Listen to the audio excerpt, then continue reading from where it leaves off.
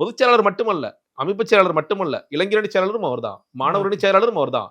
எத்தனை அணிகள் வந்தாலும் எல்லா அணிகளுக்கும் நான் தான் செயலாளர். என்ன மீறி இங்க யாருமே வந்துடக்கூடாது. அதாவது ஆனந்த மீறி ஜானாலையும் ஒண்ணும் செய்ய முடியல, ஆதவர்ஜனாலையும் ஒண்ணும் செய்ய முடியல, அருண்ராஜாலையும் ஒண்ணும் செய்ய முடியாது. யாராலையும் ஒண்ணும் செய்ய முடியாது.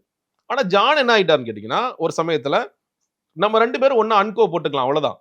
நம்ம 2 பேரும் ஒண்ணா ஒரு கட்டம் வரைக்கும் ஜானுக்கு வந்து புஷியை பிடிக்கல. அதுக்கப்புறம் இணைந்து செல்ல வேண்டிய கட்டாயம் அவங்க 2 பேருக்கு வந்திருக்கு. ஆமா, எங்கள்கிட்ட நான் இதெல்லாம் வந்து உடனே ரகசியங்களை உடைக்கிறேன் இல்ல, எங்கள்கிட்ட சொல்லிருக்காரு, நீ எப்படியாவது இவரை ரீப்ளேஸ் பண்ணாம இந்த கட்சி உருப்படாது பிரதர்.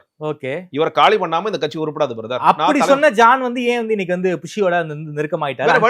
வேற வழி இல்ல. இப்ப நீங்க மேபி இப்ப எங்கள்கிட்ட சொல்றாருன்னா விஜயவர்கள்ட்ட சொல்லிருக்கலாம், சார் இது சரியா வராது, இவர் வச்சுக்கிட்டு கட்சி நடத்த முடியாது, இந்த பிரச்சனைகள்லாம் இருக்கு. நீங்க ஒண்ணு இல்லைங்க, இப்போ மாநாடுக்கு பிறகுதான் மாவட்ட செயலர்கள் போடுறாங்க. ஆமா, நீங்க எதிர்பார்த்த ஏதோ பயங்கரமான முகங்கள்லாம் வரல. எந்த முகங்கள்னு எனக்கு தெரிஞ்சதோ, எந்த முகங்கள் நீங்க பார்த்தீங்களோ அதே முகங்கள் தான் வந்துச்சு. இதை நீங்க எதுக்காக வெயிட் பண்ணி ஒரு வருஷம் தள்ளி போடுறீங்கன்னா, ஜானுக்கு அதுக்கு ஏற்பு இல்லை. ஜான் என்ன சொல்றாரு, சார் இந்த மாவட்ட செயலர் வச்சுட்டுலாம் நம்ம செயல்படுத்த கட்சியை நடத்த முடியாது, இவங்க மாவட்ட செயலர்களுக்கு தகுதியற்றவர்கள். ஜான் இதை சொல்றாரு. மறுபடியும் சார் இவங்களை வச்சுட்டு எப்படி சார் நீங்க கட்சி ரன் பண்ணுவீங்க?